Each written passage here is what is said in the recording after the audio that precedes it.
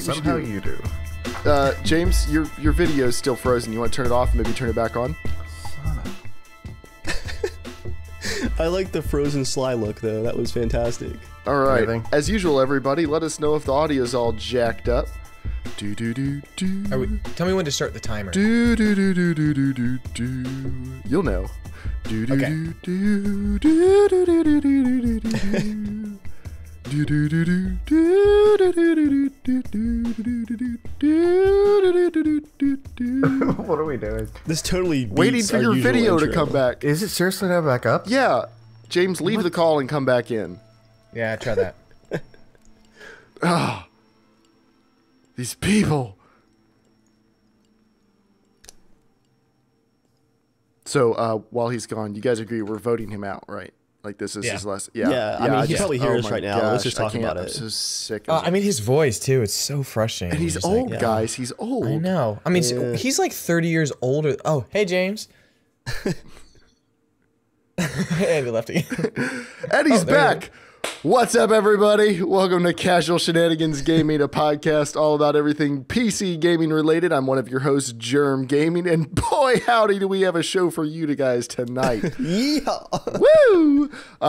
We are a podcast all about everything PC gaming related, and no night are we more PC gaming related than this night. Dave, why is this night different from all other nights? Oh, Jeremiah, let me tell you, this is the night of the potato masher.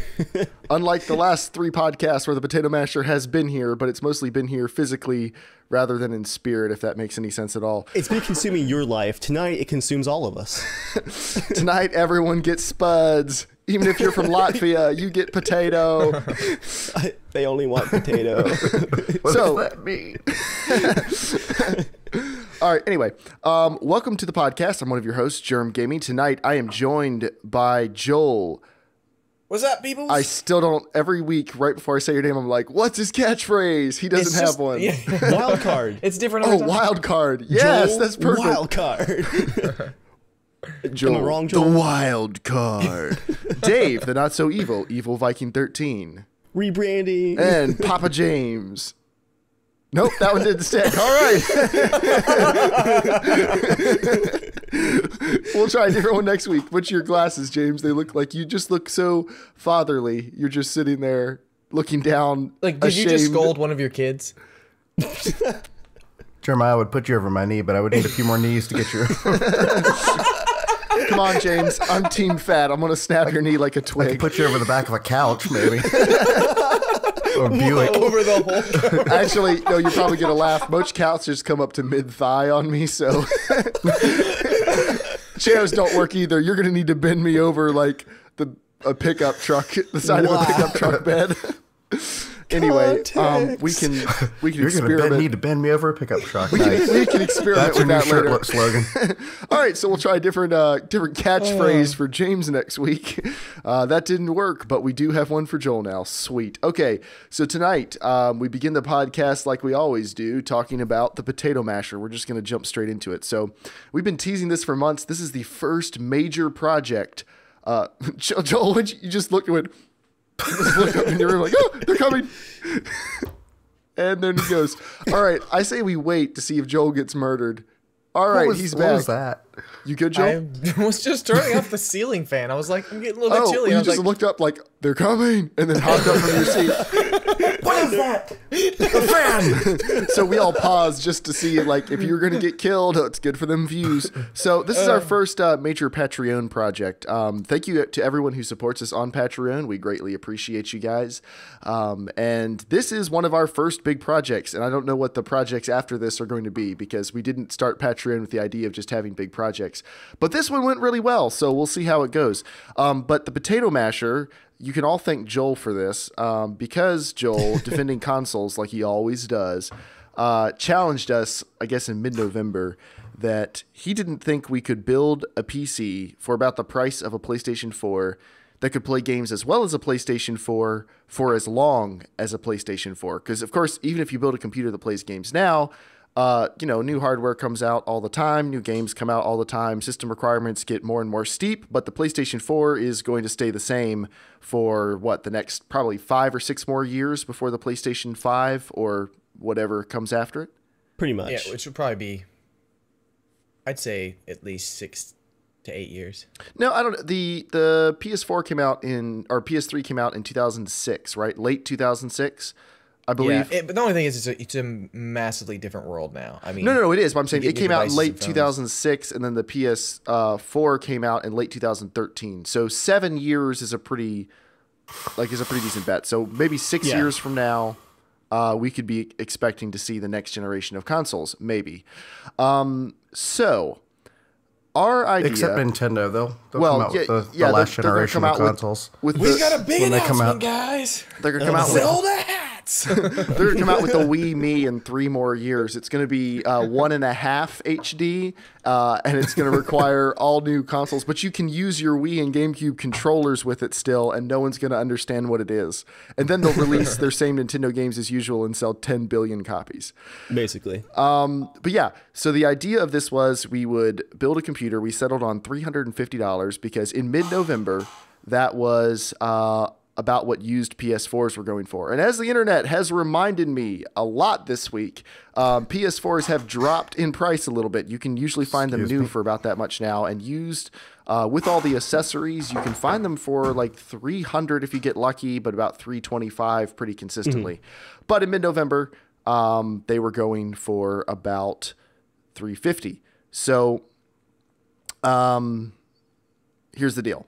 We started making a price list, and our only restrictions were we decided we didn't need to include a screen because, you know, your PlayStation 4 doesn't come with a screen.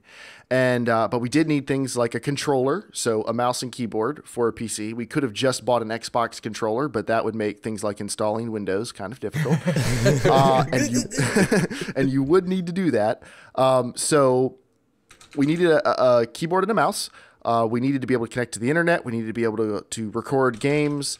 We needed to be able to do everything you need to do to play games. We didn't include the price of a Windows license, and this has been one of the most controversial things about this build.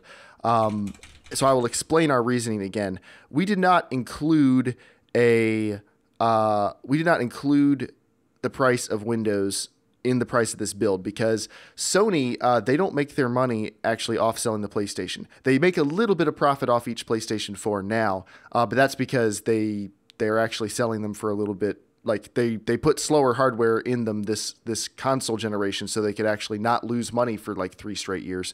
Because on the PlayStation 3, they were losing money for years. Yeah. But on the consoles, but they make money on software sales because every game that's sold for the PlayStation 4, Sony gets a little bit of a cut. So that's where their profit margin comes in. And that's why you don't see many cheap gaming PCs brand new, because there's no margin there. It does not help Dell out at all to take $380 of parts and sell it for $400 assembled. There's no margin, and they don't make any money when you buy games on Steam or anywhere else. So that's why that section of the market isn't really serviced, because you need to charge like $800 to $1,500 to really be able to have any sort of profit margin on the parts. So Sony, they have to include an operating system on their console. It's a closed system. They make profit off every game sold. They don't make any profit off of the operating system per se. So we didn't include the price of the operating system. Also because Linux is becoming more and more supported. SteamOS will be coming out soon. And if you're building on a budget, this was our main reason. If you're building on a budget, hopefully you're not just trying to add everything to your shopping cart and check out right now. Hopefully you're okay looking around for deals for a couple weeks. And hopefully if you're on a budget, we're assuming you're someone like a student or someone, you don't have thousands of dollars in disposable income to spend. I mean, assuming all that, if you're looking for the cheapest way, you could probably find a copy from someone who has an older copy or doesn't want to use Windows 7 or whatever they may be. So you can probably do that. So they can. And we're also trying to make the system more in general, not exactly to everything. Exact. Yeah, so you can find a Windows key for probably $20 if you look around for a little bit. A legitimate copy. We, unlike a lot of people online commenting on this video, we do not endorse you pirating Windows, but you can find legitimate cheap copies. But we left off the price of that because that's really up to you, the user. And you just ask anyone who has a Windows 8 disc; they'll probably give it to you for free. well, the serial key is what's worth money. Maybe Joel endorses. So yeah, I hate to give such a long disclaimer and like slow the momentum down, but Did you guys already say the L word? The L word. Linux. Oh, yes. Well, we mentioned it as a Linux and the Steam OS, which is based off of Linux. They're becoming more and more viable. Personally, I wouldn't pick Linux for my primary gaming PC yet, but get back to me in like 4 years, 3-4 years. The way things are going, I could see Linux becoming more and more popular, and it might be just something. I heard that like Left 4 Dead like runs at like an insane. Oh, it's awesome. Anything because it's more bare bones. Well, and Valve can devote as much time as they want to optimizing it to run on a new operating system because they don't. Most games run worse. A lot of games do run worse because, believe it or not, most game developers don't feel like spending a lot of resources to port stuff over to Linux. It's a small market share. So yeah, I don't want to give such a big disclaimer and pull down the momentum of the podcast here, but I felt like I need to do that up front because that was pretty controversial, and I wanted everyone to really understand what our position was on that. We were not saying, no, you won't need a copy of Windows. You will need a copy of something, but it's up to you, and obviously the price of whatever you choose will affect the overall budget. So we ended up spending $356, and Dave, you want to go through some of the parts we got? I don't have the list, but I could get it up real quick. Well, I just want to drink. So if you could, just say something. I will let you Take your time. Get your booze. I'll pull up your own video here. My throat is thirsty. We only had to do a little bit of part shopping. Honestly, a lot of people who were calling us out and saying like, "Oh, you can't buy this build today." It's like, well, yeah, you can't sit down at the computer and fill your Amazon shopping cart and check out these parts today. But we spent like a few weeks looking at parts, so we knew what we were looking for, and then just a couple of weeks ordering the parts. It was not that big of a deal. I spend more time on slick deals ordering like dumb, super cheap stuff that I'm probably never going to use that was like $2 shipped. So, and that was the second big bit of controversy. And we're not going to spend this whole time talking about this is what everyone said we sucked at and here's why we don't. No, this is our forum. We can talk about whatever we want. So it's not like a debate or something.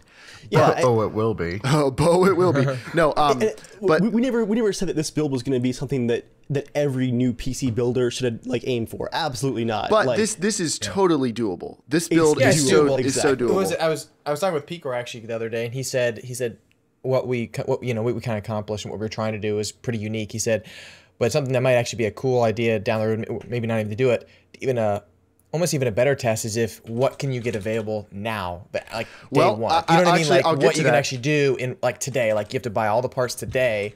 What would that general price be? I'll get to that actually, because you might be surprised. We'll cover that after we cover this price list. So. Now, we did spend a couple weeks looking, but for anyone who's like, oh, well, I don't have time to do that, it wasn't me and Dave like furiously Googling all day long. Mostly we did a lot of, hey, I wonder if we could try this, or we could try this, or we could try this. But generally, the type of parts we were looking for, we knew that right off the bat. We only had a couple debates of like, well, are we going to go with this much memory, or do we want to put more into the graphics card, or more into something else? I have to put a dig here. Okay, dig. So it's a used versus used build, right? Right. So the PS4 is so cheap because it is outdated parts in a new machine. So not outdated so much as it's not top of the market parts. They are brand new parts, but they are, if they were released on the PC, they would have been top of the line like 4 or 5 years ago, and they would have been mid-market 2 years ago when they started finalizing the parts for the PS4. So for our build, all we really had to do was just go behind the curve a little bit less and buy parts that are still good and of course a little bit more powerful than the PS4s, but still on what would be considered a dead platform where you're not going to have upgrades for this motherboard 2 years from now. Or well, even that's now. true of everyone who owns an Intel chipset. You'll never put another processor into that. Yeah, Intel pumps and dumps it every 18 months. They don't care about you. Get over it. If you want longevity, buy AMD. The AM3 platform and AM3 Plus has been going for like 6 years. FX Master Race. It's slow, but I like it. That is just Intel's thing. I built my computer last March, and when I bought the motherboard, it was actually hard to find one because that platform had already been retired when I bought the motherboard. Right. It was officially old. But yeah, so we just had to aim a little bit, not quite far down the curve for our parts list. Okay, so we ended up going with an i5 750. That's an Intel quad-core, stock speed, 2.66 gigahertz. No hyper-threading, no turbo, nothing. Just straight. And this is not a K part. You'll notice Intel puts K in all their overclockable parts now. This was a generation before that. So you can overclock this as much as you want. It's not a crazy good overclocker, but we were able to overclock it from 2.66 to 3.7 gigahertz. I ended up backing down to 3.5 gigahertz just because there wasn't much of a performance difference, and it did drop the temperatures just enough that I felt pretty good about it. This chip, though, could overclock quite a bit farther if I could bump the voltage. I actually was able to lower the voltage from stock and run the clock speed up like almost 1 gigahertz. That's pretty wild. I couldn't go farther than that because we were stuck with an Arctic Silver 11 GT fan we got on a sale, brand new.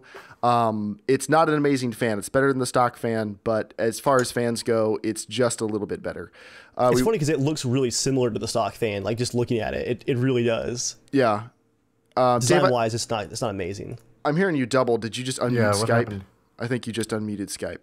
Oh, I must have been holding down my Alt key by accident. Oh, Dave. We went with an Asus H55 motherboard. That's not their good overclocking motherboards for that year, for the LGA 1156 platform. Those were the crappy overclocking motherboards, but that fit our budget.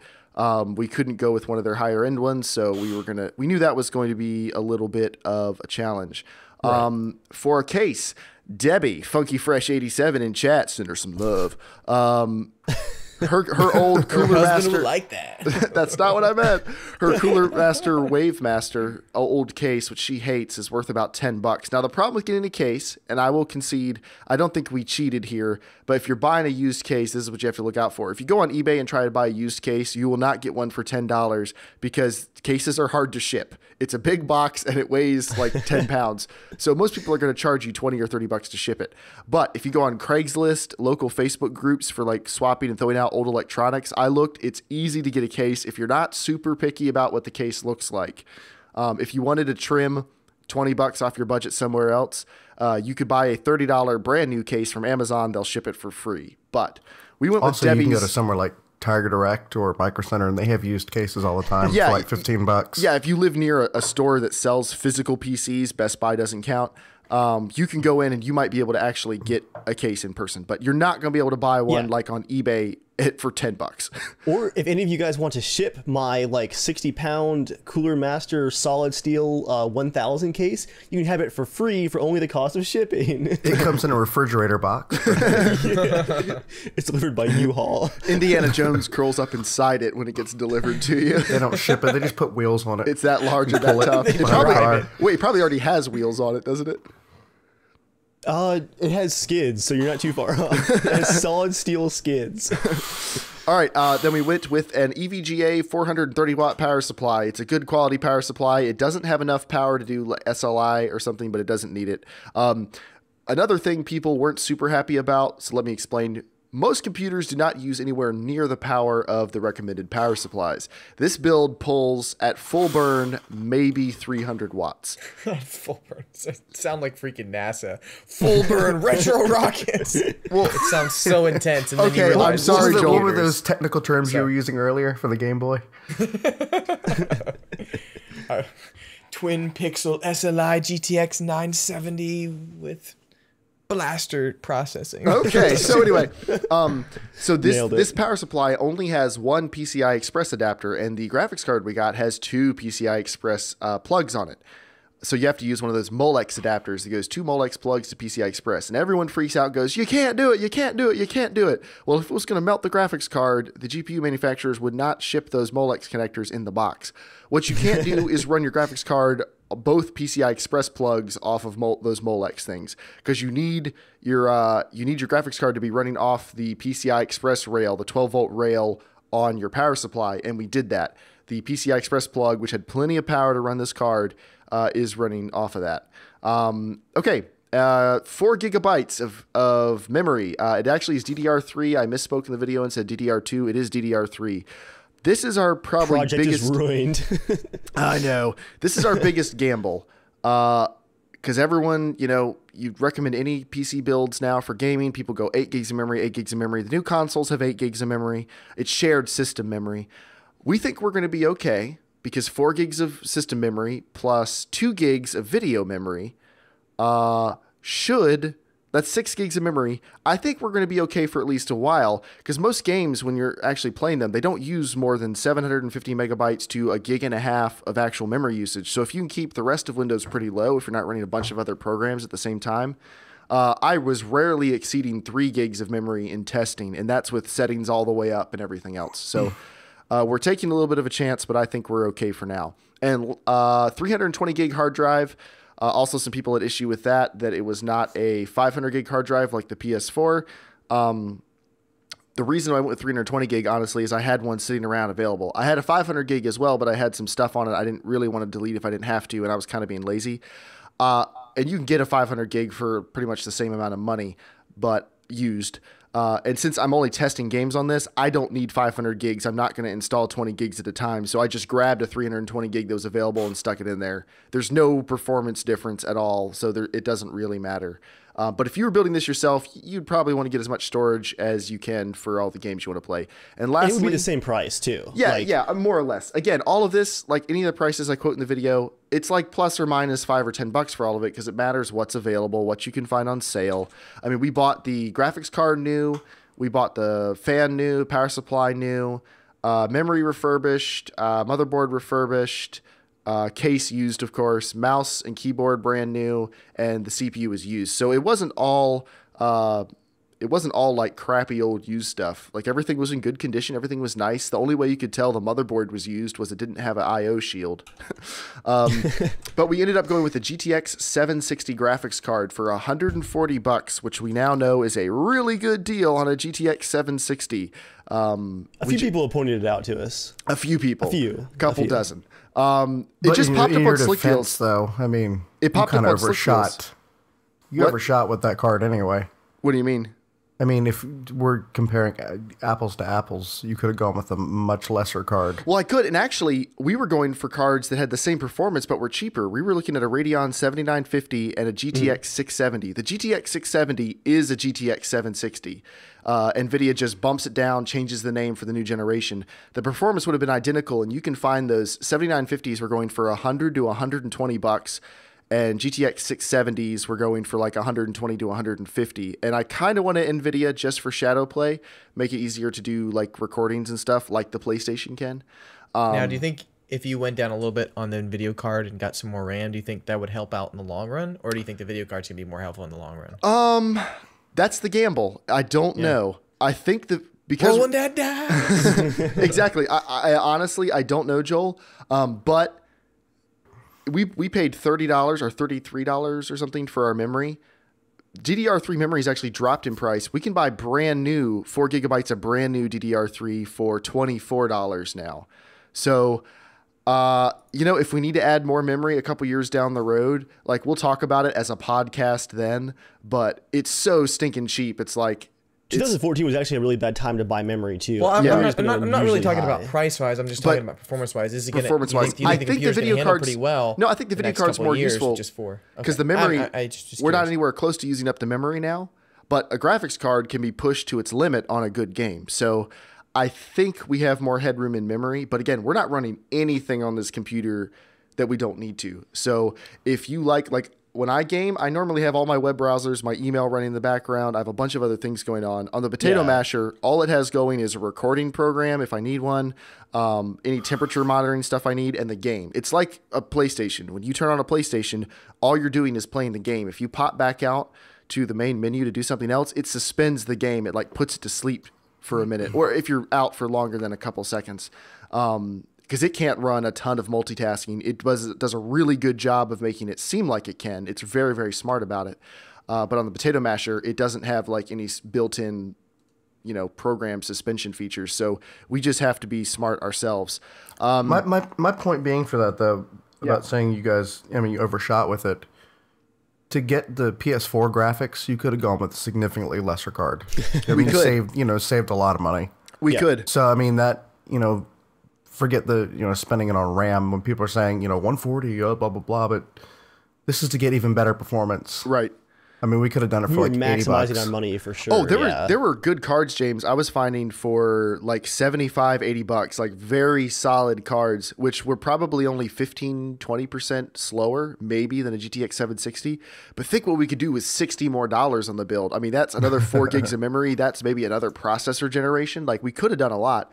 But we gambled, and we're going to see how it works out. So the build itself was really easy. If you've never built a computer before, you could totally build this because it's like one hard drive, one video card, 2 sticks of memory. It's like the most simple build there is. The most complicated part was probably the Molex connector for the power. But it's in the box. Like, well, it was mostly I had to duck past the 3,500 warning cards telling me if you do this, you will explode your house if you plug this Molex adapter in. But once I made it past all of those, no, it was pretty easy. Yeah, But I did the build in early December, and then I have been testing since then and recording footage, and the videos not just went up. Anything else to Not YouTube? really uploading anything else besides the podcast. And then it went up on YouTube earlier this week, and it's been doing pretty well. I have to say, thank you guys for everyone who's watched it or commented on it. Or we've gotten a lot of feedback on both sides of the fence. As is typical on the internet, most of the feedback is on a certain side of the fence. But we've gotten lots of people saying, "Oh wow, I was thinking about building a computer pretty soon. I was going to spend more money." Or like, "Oh cool, I didn't know you could get this much performance for this cheap. This is amazing." A lot of people have been pretty pumped. So yeah, let's just cut past everything else. Let's go straight to how to do. And I guess James and Joel, I'm guessing you're making fun of us because you're both laughing not silently. Okay. So let's jump straight to the performance. Dave, I feel like I'm doing way too much talking. Do you want to take over some, Dave? I was the encouragement for the project, the one who just gave you a hard time about doing nothing else for a month. This is definitely your thing. Joel, what can you not stop giggling about? Stop. This is a podcast. They don't really see the video. Are you just having a good time, Joel? I'm having a good time. Yeah. Just having a good time. Okay. I mean, I just feel like as friends, we can talk about stuff, whatever's going on with you. Can yeah, you share it with we the are class, friends. Joel? James and I are friends, and we're talking about stuff. All right. Guys. So Ejected from the podcast. for anyone who's curious, we recorded all the footage so as not to slow down or handicap either system by doing recordings. We didn't use the PS4 onboard recording, and we didn't record on the Potato Masher. We bought, not in the budget, I just bought on my own accord, an Elgato Game Capture HD, which is supposed to be a pretty nice external capture card. It just captures an HDMI signal and passes it along. That's actually what I use for the podcast right now. Elgato del Monte. Exactly. And that's Joel's contribution this half hour.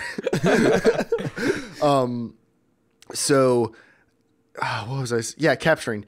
So I used DxTory running on the Potato Masher when we were capturing, just so everyone could see the frame rates. Although a couple games wouldn't hook it properly, so you can't see it in some of them. But that's because I'm lying about the frame rates. But yeah, we used Elgato Game Capture HD, recorded everything to my personal computer, and edited and looked at it all then. We recorded everything 30 megabit per second quality and 1080p 30 FPS. So even if a game ran at 60, we recorded it at 30. So first, let's start with the games we talk about the most. DayZ.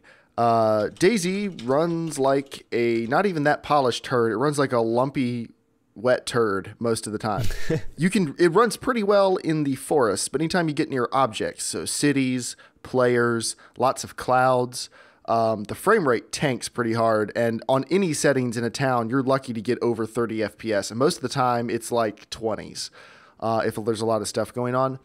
The Potato Masher kept right up with that. Out in the wilderness, it was getting like, I think 40 FPS, like mid 30s to mid 40s.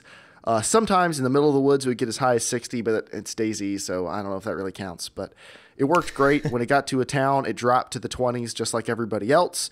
If you lowered all the settings to the lowest settings, it could hit close to 40 FPS in town, but that's because you couldn't see farther than like 20 feet in front of you, and it looked terrible. So yeah, DayZ ran great. ARMA 3 in the infantry focused stuff, it could hit 60 FPS with everything on max settings. When you go into things that have like lots of planes or dozens of units or anything else, just like ARMA, or just like DayZ, ARMA's frame rate drops pretty fast, and it doesn't really have anything to do with how powerful your computer is. It's that the server on the other end can only run things but so fast because of all the simulation going on. So on the highest settings, it's not the graphics. It is literally just the simulation. Yeah, it's usually on thread 0 that causes issues in ARMA. Yeah, you can't really upgrade your system to get rid of that, but you can minimize it some, and it did okay. It would drop down to like the low to mid 30s on the highest settings, and if I lowered the visibility and other things, it wouldn't really gain that many frames. So it seems like if you're playing multiplayer, I did join like a Wasteland server. multiplayer server, and I was stuck at about 30 FPS, 1 or 2 dips into like 28, 29, but like it was usually around 30 to 35, which is very, very playable. But if you like 60 FPS all the time, you're not playing ARMA anyway, because it just can't do it. Crisis 3. Crisis 3, you could run on the highest settings in the low 30s, 30, 35, something like that. Looks pretty good. I mean, the game looks gorgeous, but like at 30 something FPS, it's still pretty playable. If you like 60 FPS, you need to drop everything down to very high, but very high. No, not very high. Not very high. Whatever will we do? But it still looks awesome. So Crisis 3 is another great looking game if you want to check it out. Dark Souls. Dark Souls 2. Okay. Here it is. Dark Souls 2, I've been impressed this year. It's not the best looking game. It's By obviously it's obviously made for an older console generation. It looks way better on the PC than it does on the Xbox 360. Joel, when we were at the beach and you guys were playing on the Xbox 360, like playing Dark Souls 2, I was amazed how much worse that game looks. Like it was obvious that was pushing the Xbox 360 to its absolute limits when it came out. Yeah. What? Look at I don't know, man. It was pretty look on the crazy. bigger screen. I have both, and I play them back and forth. Nah. I played both. They're really honestly not that different, other than resolution. I mean, the one that's locked to 720p. So it might be most of it. If it's like 720p. Honestly, it really is that, because Yeah, it could you be run that. in some corridors in Dark Souls 2 on Xbox 360, it runs at 60 FPS. It's like they just unlocked. So honestly, it's more of the resolution than anything else. Right. Because Okay. there's not much else that's added on PC other than just really nice resolution. And honestly, that was the biggest differences, like at the end of the PS3 and Xbox 360 generation, the biggest differences between that and the PC were everything on the consoles pretty much was running at 720p, barely 30 FPS, and all the textures were really low res because the systems didn't have enough memory. Excuse me. So that was really the only big performance benefit of the PC was like, yeah, we can do textures. We can just add more memory. Yeah, we can do... we can do higher resolution. We can just add more graphics cards. No big deal. But Dark Souls 2, I started out running 1080p, everything all the way up. When I say everything all the way up, I don't include anti-aliasing all the way up, but includes enough anti-aliasing that aliasing isn't noticeable. That's my standard for it, because some games will let you turn it up to like 8x or something where it's just like it's killing your performance and there's not really a tangible visual benefit. Of course, Dave will argue with you. But for most people, there's no tangible benefit. So I turn it up until I don't notice any aliasing, until I think, okay, this looks great. But everything else is on Ultra. Everyone's perception of aliasing is going to be different. Mine's true. just extra special. Extra wide. No. So Dark Souls 2 ran on the highest settings at 1080p, 60 FPS locked from like minute 1 locked, no issues. When you hit like a loading screen or something, of course it dips, but that's not really the game dipping. But yeah, ran at 60 FPS. So I was like, what would happen if we turned on NVIDIA Dynamic Super Resolution? NVIDIA Dynamic Super Resolution is where they will render the game. Your graphics card renders the game at higher resolutions and then downsamples it to fit your screen. So you can run a game at like 1440p downscaled to 1080p and your models look a little better, like all your hard polygonal edges look a little smoother, aliasing issues get a little bit better. It's hard to describe, but if you see it, you would definitely agree that something that's played at a higher resolution looks better, even if your screen resolution doesn't change. And Bohemia Games have been doing this for years with their rendering resolution.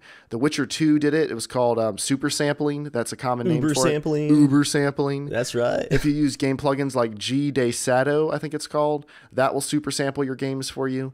So there people have been doing it for years, but NVIDIA has built it into their software now, and it's pretty great. So I bumped Dark Souls 2. I was like, let's just go for it. What does it take to run at 4K? It runs it at 4K, 60 FPS. I did knock a couple things down to high, but there was zero visual difference. Dark Souls 2 doesn't look crazy amazing at 4K. I have a 4K monitor, and I've played it at 4K, and it looks better, but it's not amazing.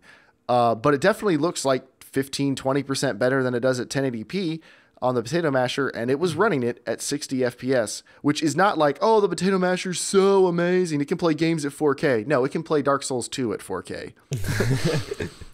But it can play it at 4K really well. So I think that was all the PC exclusives, wasn't it, Dave?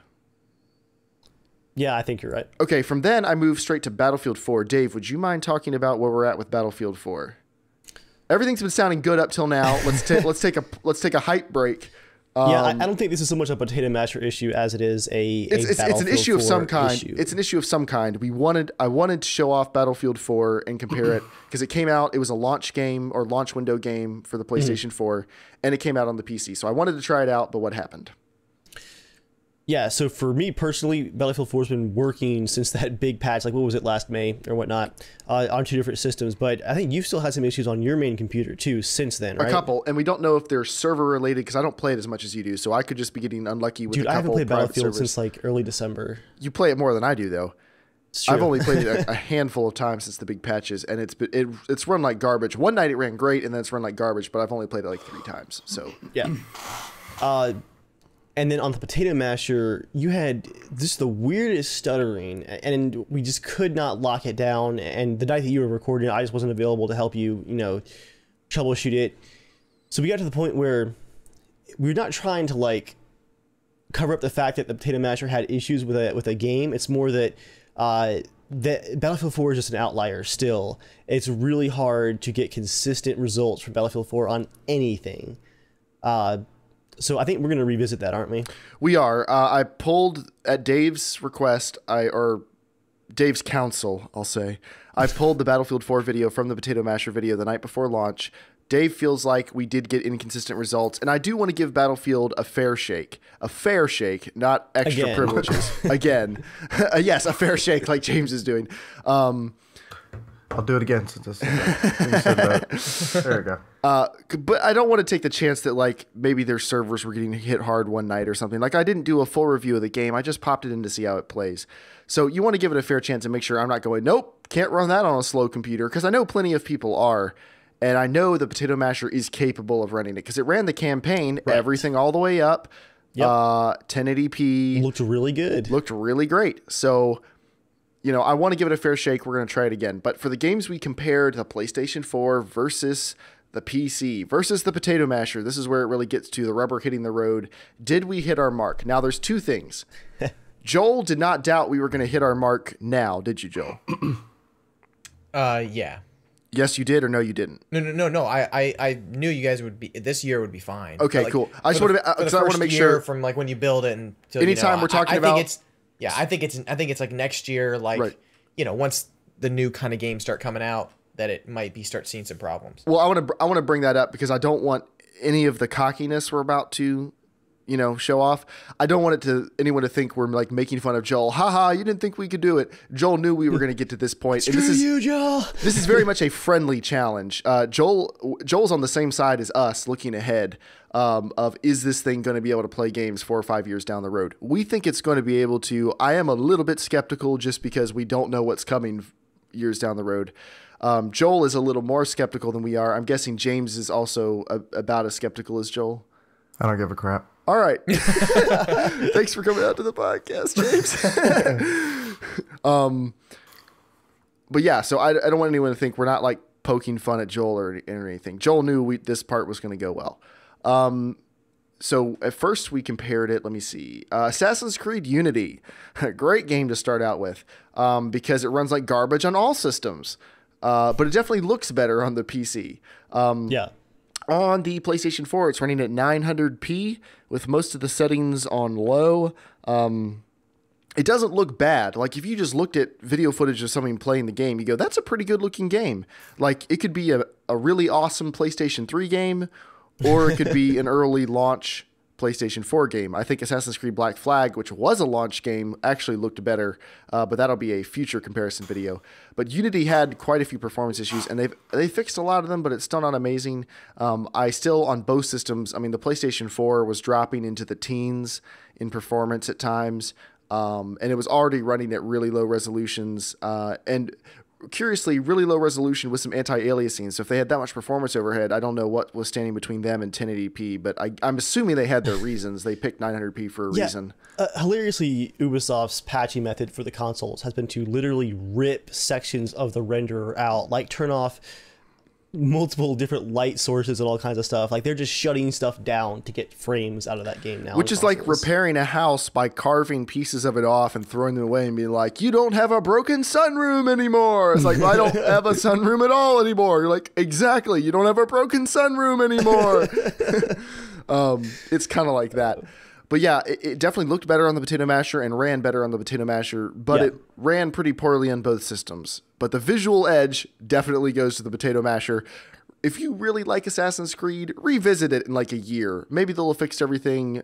Maybe a pirated version of the game will actually work. Not that we're suggesting that, but yeah, not a great game.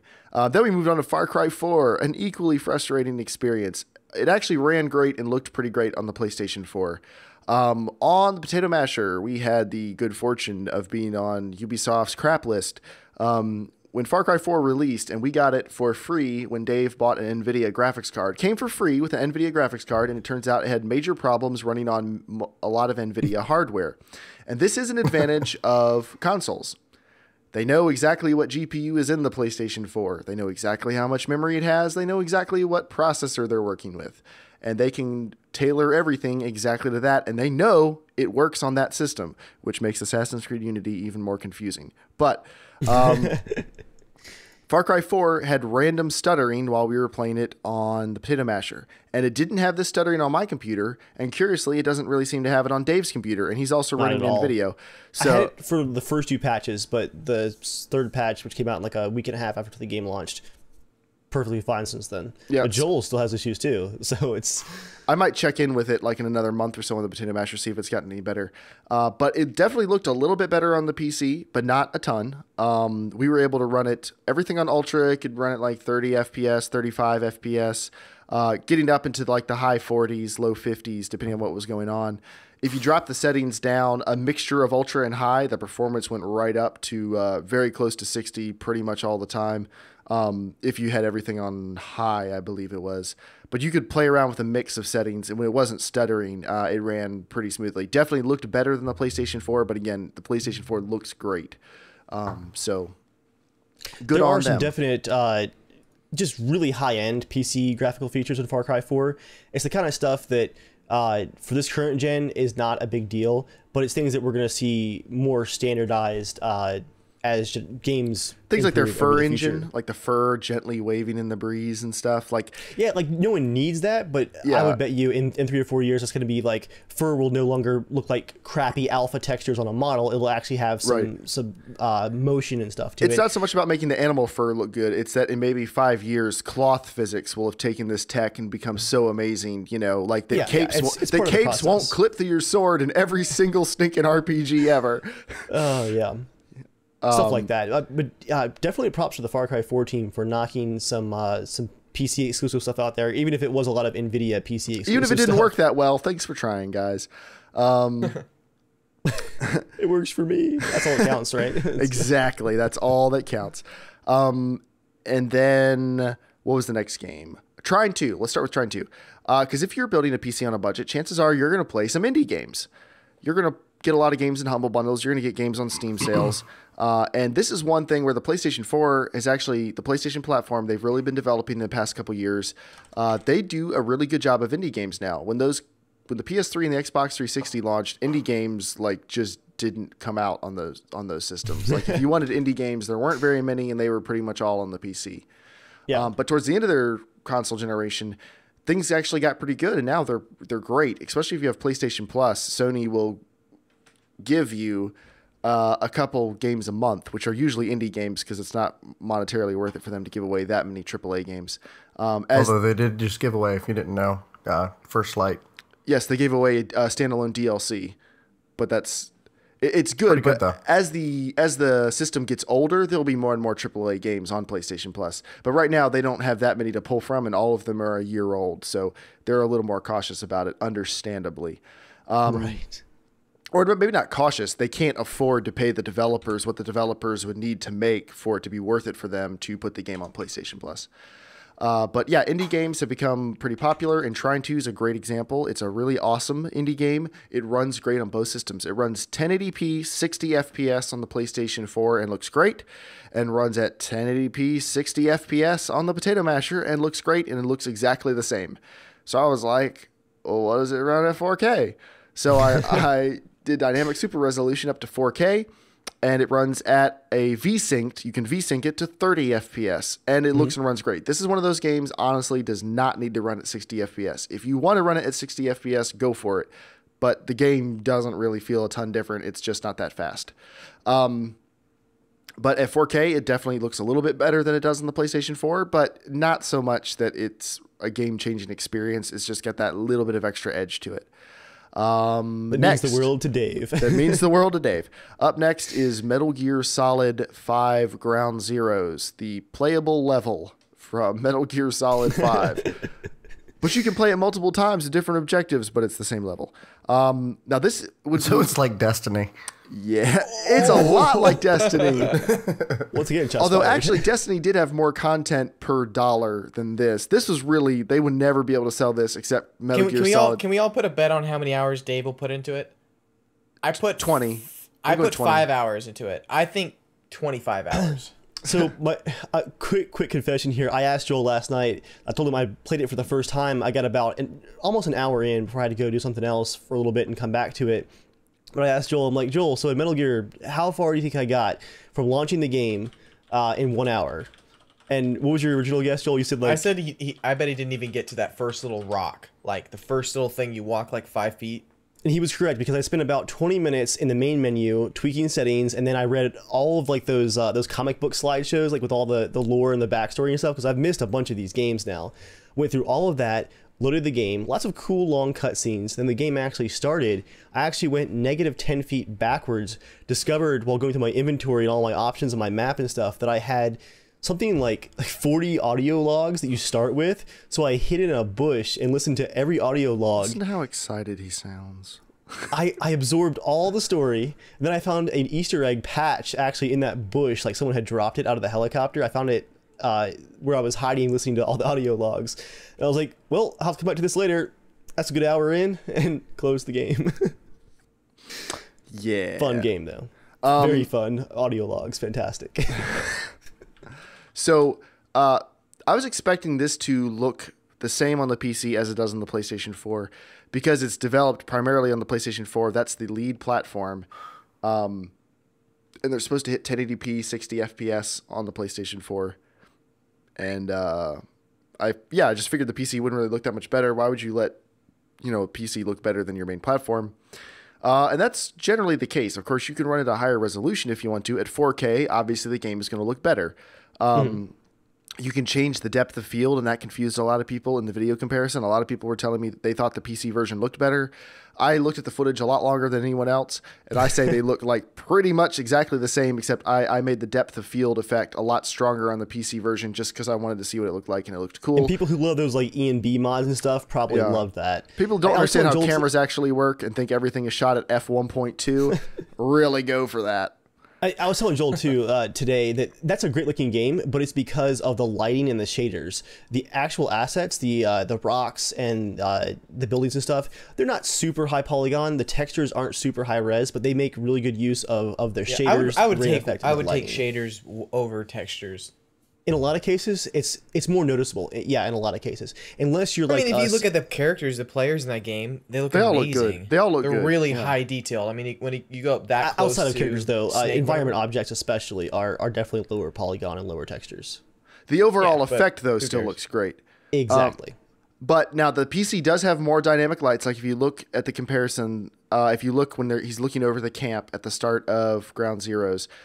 There are more lights. There's more going on in the PC version. There's more objects. But that's just because you can have more objects, and if the PC can run it, great. If it can't, they can turn it back down. But that's like that, and the textures being maybe 10% better is really the only differences. It looks great, runs great on both systems. I couldn't get a frame rate count for the Potato Masher because DX Tori would not hook on Ground Zeroes. But it appeared to be running at 60 FPS. I mean, there was no noticeable slowdown at any point, no hitching, no glitches. Everything was buttery smooth. Okay.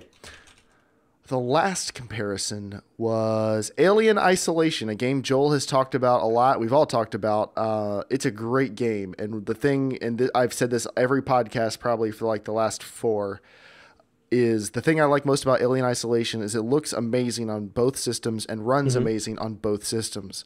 It runs 1080p, 60 FPS on both systems. On the Potato Masher, it looks better. The highest settings on the PC do look better than the PlayStation 4 by a noticeable margin.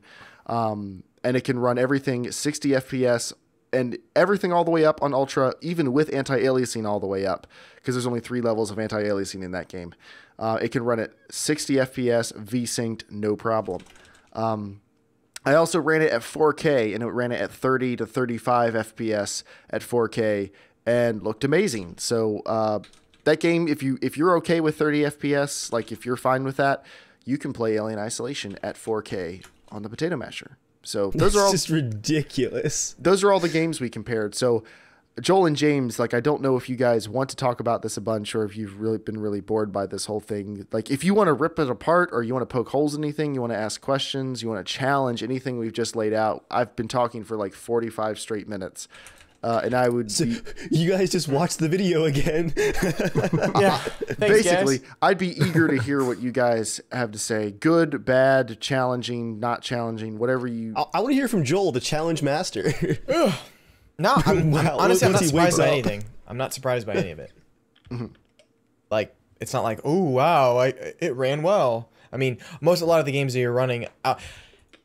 this is what I think about PC, especially with the RAM. Like, you have 4 gigs of RAM.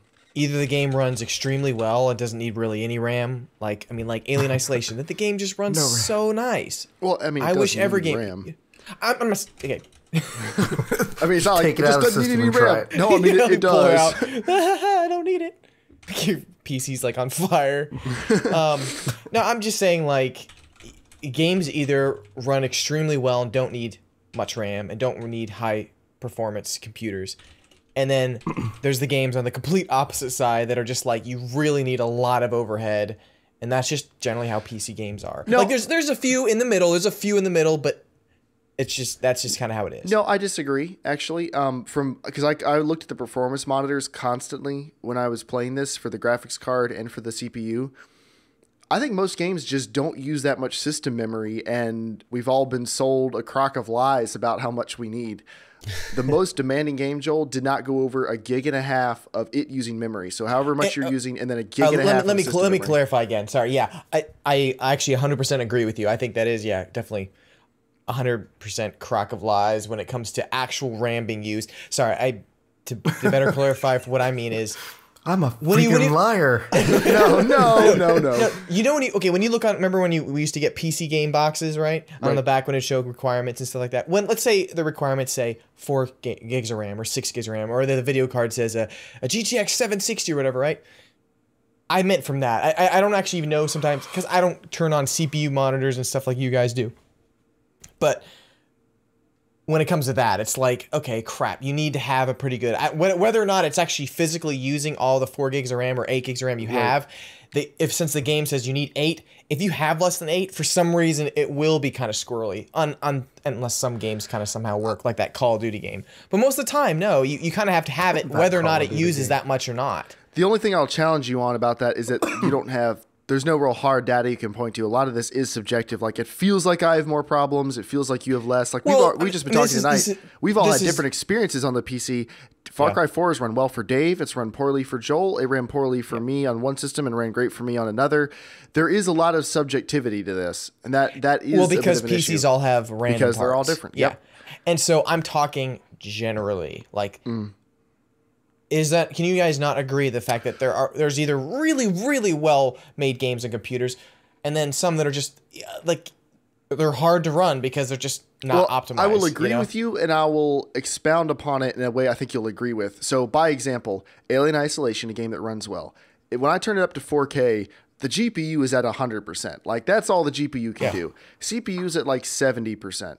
The system memory, it's still sitting at like 2.5 gigs total. The game isn't running at a super fast FPS. It's running at like low 30s, but everything works. You hit pause, the menu pops right up. You know, you can flip through everything. You can tab out, you can tab back in, and it's okay. On Assassin's Creed Unity, you want to change something, God help you. You want to go into that pause menu. You want to, like, on the high resolution, like high settings and stuff, it could take like a half second to flip between menu items. That game chugs so bad. So I think what Joel's saying, like a well-made, well-optimized game, even if the system's getting pushed hard, everything works pretty well. It just will run at Yeah. a lower frame rate. A crappy game is just crappy. It's like you can tell a difference between you jump into a game and go, oh man, my computer can't run it that well, but it's not like you feel like the game's actually ported really bad. It's just like, oh, this game has some really good graphics. Grand Theft Auto 4. I need to upgrade my computer. Yeah. Grand Theft Auto 4.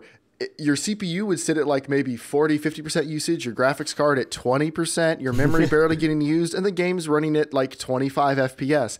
That game was just an abomination of a port. Jeremiah, I just launched that game last month on this computer, a GTX 970 and a hexa-core CPU. My average FPS at 1080p was 45. Dave, I think you need to remind us every podcast that you have a hexa-core CPU. It didn't matter if the I don't GTA was think you've using missed 2 one yet. cores. When it's hexa-core, And then he can Dave. tell the difference between 8-time anti-aliasing and 16-time. So he needs to make sure to It's a matter of reinforce that. sampling, Joel. Well, if you really want to tell the difference, Dave, get a 4K monitor. There's the trump card. So, Ooh, Joel, get a curved one. 21 by 9. I think we can sum Ooh, it up, get Joel, by 3. saying Wrap it around your face. Ooh, get an Oculus Rift and stare at your 4K monitor through your Oculus Rift. It doesn't work, but it sounds nice. you know it's there. I think what we could say is that the PC platform is obviously not limited by budget whatsoever. It's not limited by your hardware choices. It's more and more becoming limited by crappy games. They're not And well made. in this past year, that's been a limiting factor on the consoles too. Most of the games that Exactly. have had bad problems, Watch Dogs, Assassin's Creed, most of the Ubisoft games this year, they've run poorly on both systems, and the consoles have gotten patched faster because they have unified hardware. But it's unfortunately been pretty crappy, which makes me nervous for this year because we are looking forward to The Division a lot. Joel, like how much of your personal happiness is tied up in The Division having a successful launch? I don't care about the actual day one launch as long as it's working within 1 week. Okay. That's- Which launch do you care about then? What do you mean? Never mind. For any kind of game? Nothing. Just keep moving. I care about the launch of my movie Norman. No, for that game. I mean, I hope it's a really good game. I don't care about the online multiplayer stuff if it's corrupted for 1 week. But if it's fixed within 1 week and it's just working, I'll deal with it. Okay. Like, I'm excited. A lot of games have growing pains when they go to the mass market. That's kind of to be expected because of how popular games are, and our internet infrastructure is absolutely awful. I mean, some stuff's to be expected, but when I've got early access games that are running better than Assassin's Creed Unity, a AAA release, that's just not good. James, what are your thoughts besides not caring? Oh, I still stand by that. Okay. So you want to skip on past it? I think because you A did. bold stance. I think because you did go a little bit higher on the graphics card compared to the PS4, like you didn't try to match spec for spec. Right. I think when the years 4 and 5 come around, even if you're not able to run the games at Ultra, you're still going to be able to run them probably at a comparable level. Right. Well, The James, I mean, PS4s. you have a, I mean, pardon me, but you have a kind of a crappy graphics card, right? You have a 550 Ti. No, I got rid of that. Oh, well, I mean, you had one. I'm sorry, you did upgrade. Yeah. What'd you upgrade it to? actually ran almost everything at high I or mean, Ultra. you played everything we were playing. And a 550 Ti, spoilers, is not a super high-end card these days. You can probably get one for $50 or $60 online, and you can still game on it. That's where I'm hoping that this computer will be in a couple years. Like, it'll still be able to do it, even if it's on low on the PC will be comparable to whatever the PlayStation 4 is putting out at that time. That's my hope. Because that's what happened in the last generation. By the end, low on the PC looked better than whatever the PS3 and Xbox 360 could put out. Yep. So that's what I'm hoping. But do you want to challenge any testing methodology? I mean, not challenge, but do you see any holes in what we did as a member of Casual Shenanigans? Spoiler alert, James. There's nothing you can challenge that hasn't already been challenged by Reddit. I know. I read them all. I just want to know because, I mean, you guys are obviously an No, important we part of the podcast. we talked about it beforehand. You remember the conversation you and I had? I do. Where I said, I wash my hands of your filth. You guys battle it out on your own.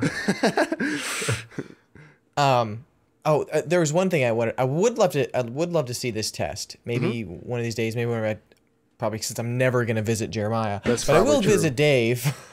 I would love to see you guys VSync it to 30, like just a game that I have on a PlayStation 4 that's VSync to 30.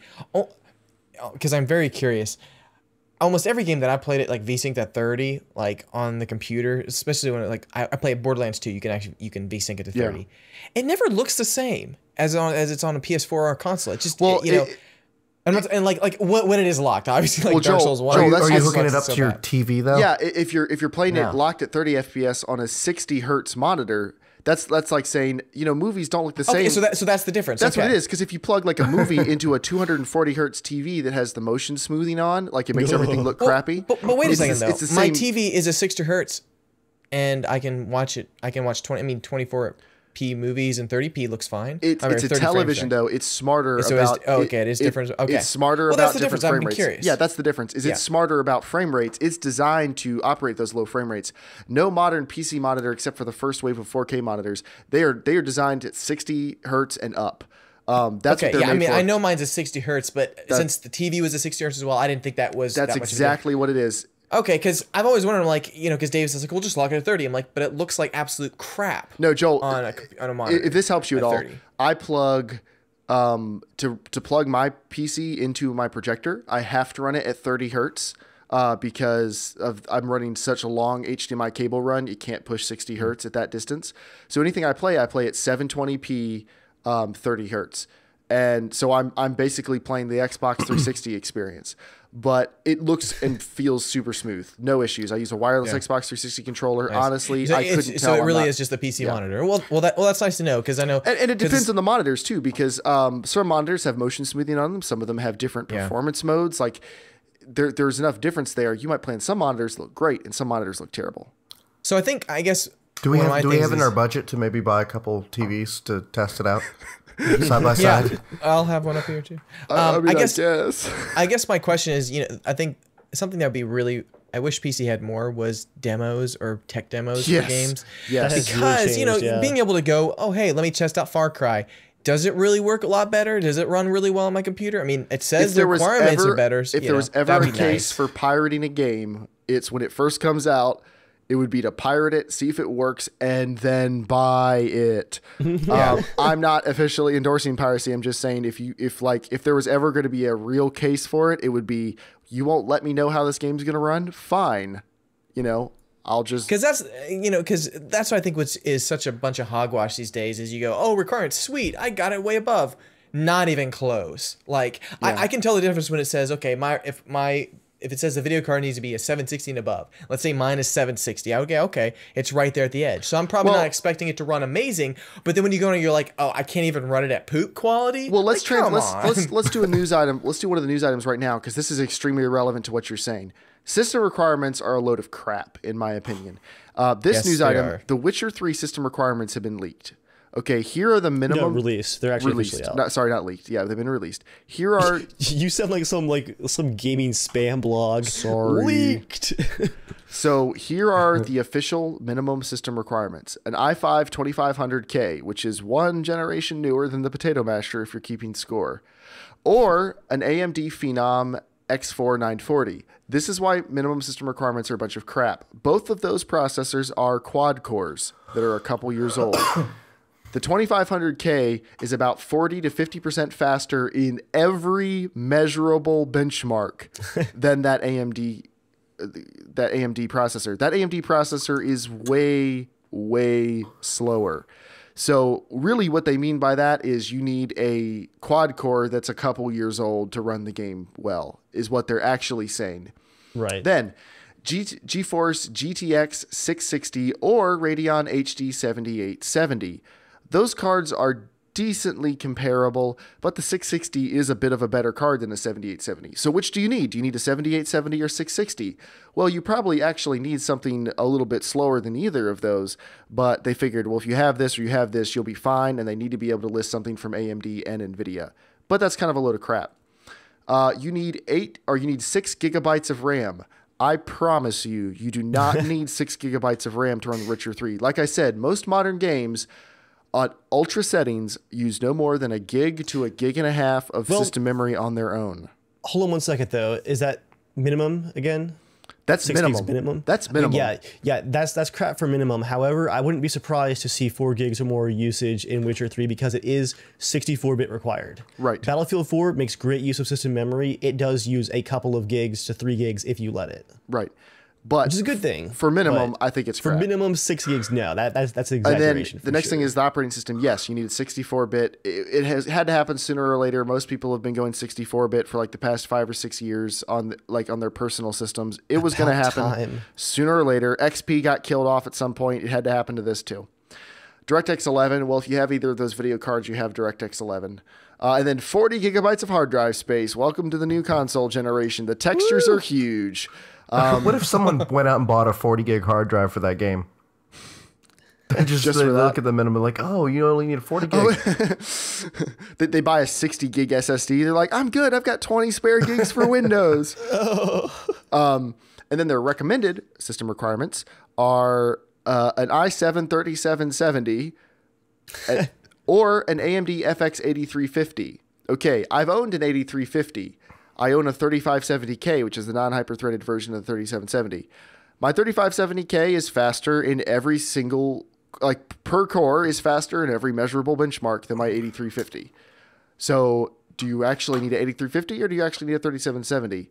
Neither. You just need, it looks like a quad core, a fast quad core or a processor with hyper-threading for recommended requirements. Then they recommend a GTX 770 or an Radeon R9 290. I have an R9 290. I used to own a GTX 770. My 290 is about 60% faster than a 770. So which do you need again? I mean, you need the 770. Like, it doesn't make any sense. These requirements have really nothing to do with each other.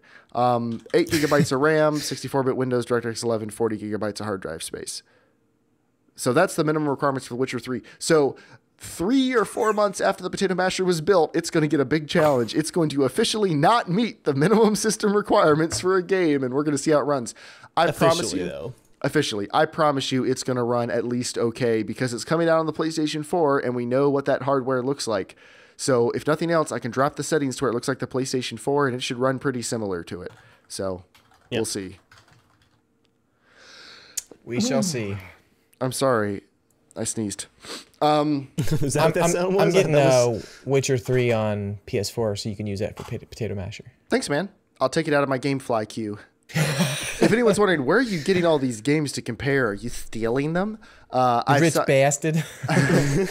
Thank you for giving your Patreon money. I've signed up for GameFly. It's $15 a month, and I can have as many games as I want, but I can only have one at a time. So it's like Netflix. I put games on my list. They mail them to me. I play it, I send it back that week, and they send me another one. So it's a very, very cost-efficient way to play games. Yeah, they're making fun of us again, Dave. Just take it. Classic narcissism. What? I said classic narcissism. What's Oh, right. Wait, what is narcissism again? When you only care about yourself and everything revolves around your opinion of yourself. So the joke... You're right, Joel. The joke is, I see you guys laughing just and assume being a friendly dick. You must be. And we're off the rails. Tried it, guys. Sorry, made it over an hour. There it goes. Is James dying? Okay, that saying was supposed to be kind of like just being a friendly douchebag, but that didn't go well. You know, guys, when you're sad and alone and all you need is a friendly dick. Joel's there for you. Just trying to make the podcast worth it, guys. If you can make it to the first hour and 6 minutes, there's a really good spot right there that'll make you laugh.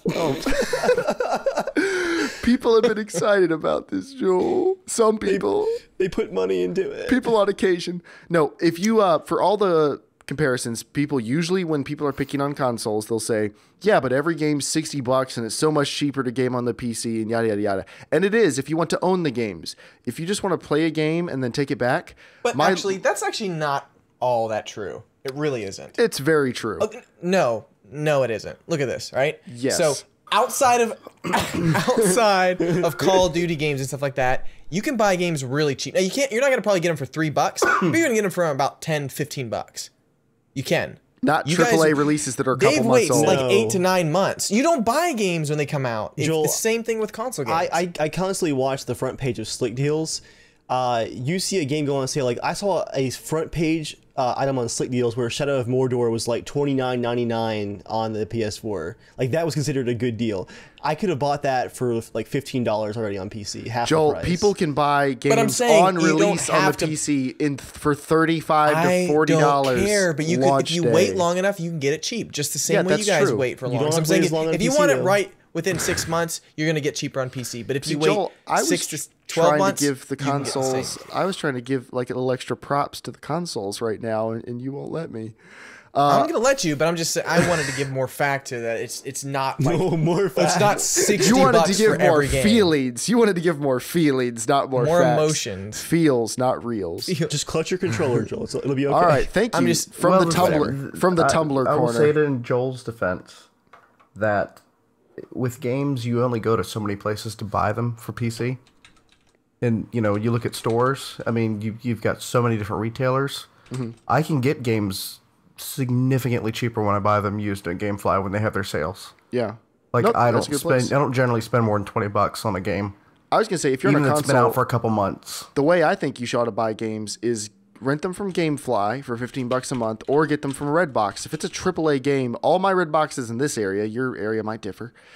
They have like the popular 5 or 6 games out at the time. So right now they have Assassin's Creed Unity, they have Modern Warfare or Advanced Warfare, they have Far Cry 4, they have Diablo 3, Drive Club, and an NBA game. Like that's what's in Redbox. So if you want to play those games, you can get them for $2 a day. Well, So I'm if just saying GameFly's sales are usually really good. and I have been looking on GameFly. Their sales aren't bad. It is not as cheap as it is on the PC, but it can be a lot cheaper. It's definitely not like a lot of PC Master Race people say, where they're like, "Well, every game's if you wait a $60." good while, It's not true. If you wait a while, it's definitely going to be always kind of under $20. You know, I mean, you're going to find a sale 10, $15, even cheaper than that too. But it's just saying, like, But you you're get gonna- resale value. Yeah. That's the one benefit you get of buying a disc copy. It is. Yeah, It you are definitely able is. to sell back and stuff. But, you know, I'm But just saying, if you're like there's so Dave and you do many- wait a while, you can get a good deal. There's So, online passes now and DLC. They are very purposely true. segmenting games to Yeah, cut into that's the used true. market. Selling the used console games has gotten less good than it used to be, but it's still not. It's better than it is on the PC because you can sell the games, but it's less good than it used to be. look, guys, I can buy GTA 5 on the PS4 for a low price of $60. I don't want to hear any more of this bull crap. That's lower yeah, than Joel, any on price it PC is on the it's PC. Can you guys buy it for $59.99. cheaper? I can buy it right now. Can't play it right now. I can buy it right now. So yeah, I mean, anyone have any other comments for the Potato Masher for now? We're not going to talk about all the controversy on Reddit and the literally hundreds of people that told us we were wrong. While just reading the title, I'm pretty sure. But yeah, so are we good to move on? Is everyone? Can I just do a last brief summary of what this whole challenge was for? Sure. In case anyone forgot. Yeah, absolutely. This whole thing was it was more for just an interesting science experiment to go for the average price of a PS4, the average price of like what can you get on a PC? Like just I mean, Dave and Jeremiah are very smart. They know tons of stuff about PC parts. They can get all this stuff extremely cheap. You know, they know how to find it, know where to look look where to go. And it's something that Pcor said. He's like, if you're someone who's not willing to look for a cheaper price, you know, like PC parts and know all that, you're probably never going to get into PC stuff anyways at all. Right. You know, like you're just not going to be going there, you know? So what you're paying for the PC, like when you get this stuff, is you're paying for the time to put it together. Like you need to have a little bit more know-how when it comes to that. But just the average idea of like, it'd be cool to see what does a PC look like if you spend the same amount of money for a PS4? And will that experience last the same way a PS4 is? Because I think for the first couple of years on a PS4, the graphics do get better because they actually open up the CPU a lot more as the years go. Like I was reading the plan for the PS4 and they're opening it up every year. They open up a little bit more as they get better at coding and they get it closer to the raw metal. But you know, the last 2 years, you start to see some games that really pull up and do push the graphics, kind of like Halo 4 did. It looked really well for a game that's right at the end of the generation. So I think the PC is going to go downhill a little bit quicker than the PS4 does, but I think the PS4 is going to last. We're starting further up the hill, though. The Potato Masher is further up the hill. Yeah, but the PC does have to start further up the hill. It does. And now I will say, not a counter to that, but to go along with it, you're absolutely right. If you're not at least willing to be a little bit of an enthusiast, you would never be building this PC at all anyway. This is for people who want to have it as more of a hobby, the whole experience as a hobby, not just playing games. If all you want to do is just play games, wait for a Steam machine, or buy a console, and there's nothing wrong with that. I'm not saying buy a console in a derogatory term, but PC gaming really is better suited for people who want to make more of a hobby out of the entire experience, and we don't deny that.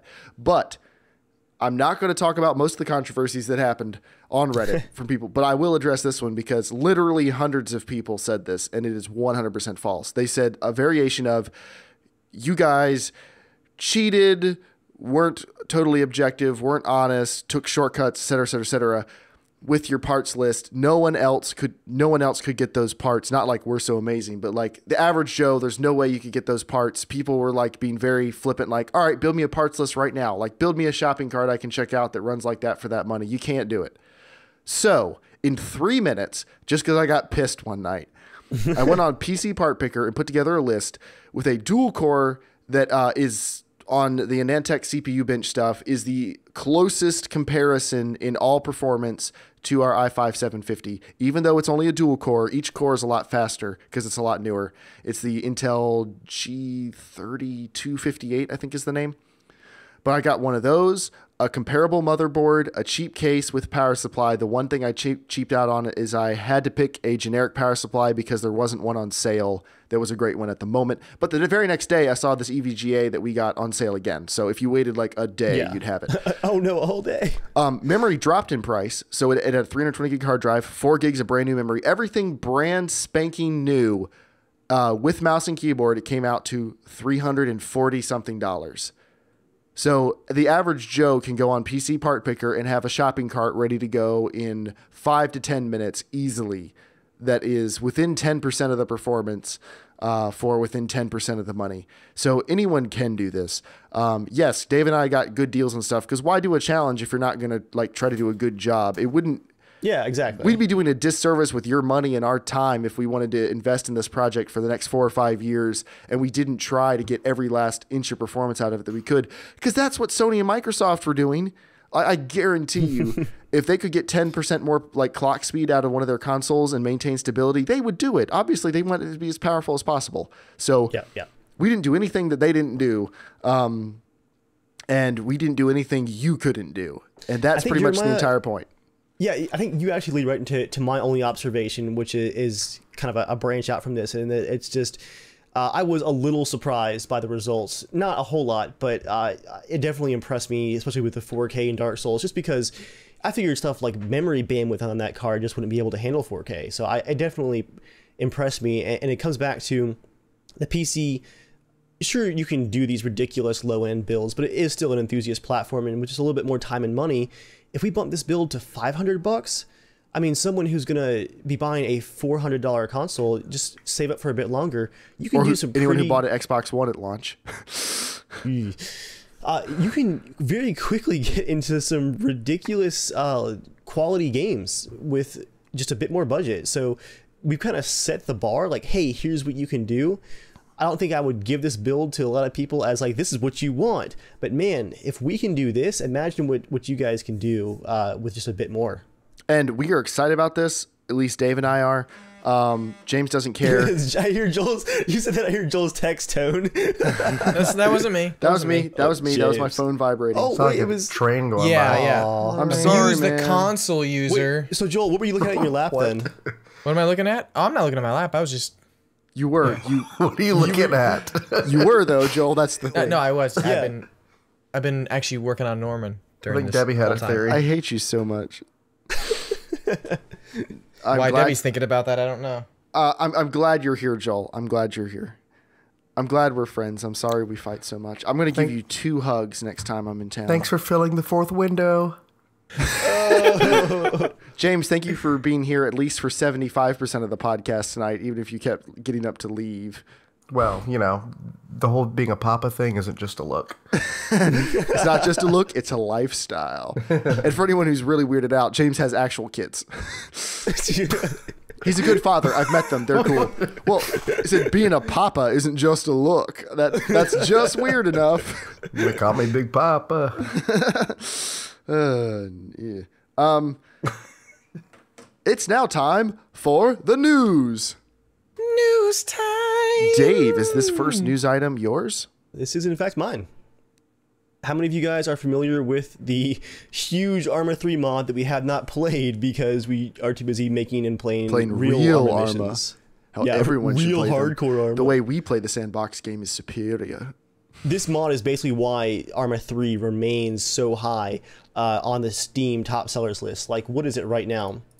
I mean, a lot of people do what we did, where we started out playing an ARMA mod in ARMA 2, DayZ, obviously, and people buy ARMA for stuff like ARMA Life, but then very quickly a lot of people do get into the more military stuff. Yeah, it's number, I believe, 12 right now on the Steam top sellers list at $60 full price. It's number 12. Altis Life is essentially an open world RPG. It uses the Altis map, which is absolutely huge. You can be a civilian, a bank robber, a shopkeeper, a cop. So you can be a bank robber, a cop, or a bunch of other boring things. And if you want to get ahead in Altis Life, I've heard that shopkeeper is actually a pretty great way to earn some serious cash. Virtual cash. Get it on the ground floor. My eyes are sparkling just thinking about it. Win in business, not on the streets. Yeah, Altis Life is huge. Like, if you go to ARMA 3's streaming on Twitch, a lot of it's Altis Life. The developers, though, they aren't allowed to monetize it. Bohemia allows all kinds of stuff for modding. You can take assets from Operation Flashpoint, import them into ARMA 3, like pull stuff from Operation Arrowhead, do whatever you want with it, but you can't charge money for it. It's just a flat out rule. You can't use other people's work to make money, basically, because everything is built off of something in ARMA. All those mods, you're working off of a base. So the developers of Altis Life have actually launched a Kickstarter for an open world RPG of their own called Identity. It's basically the exact same concept as Altis Life. You pick a role, you can buy houses, furnish them, you pick a job. It's a big map, and you kind of just play Altis Life, but they get to charge you for it now. If the Kickstarter is successful.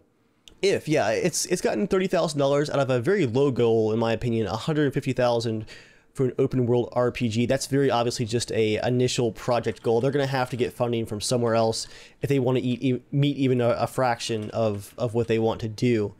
But what they do have, it looks good. Their artwork, at least, is pretty awesome. They are using Unreal 4, it looks like.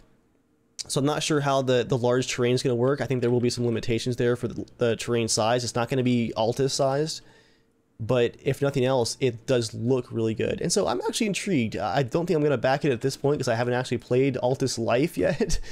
So I don't want to just dive in, but props to them for, taking a mod that they're enjoying and kind of branching out with it. We'll see how it goes. Mm-hmm. I'm just glad they're using the Unreal Engine and not the real virtuality engine. Well, that's what I'm saying. So they have a possible chance of finishing the game.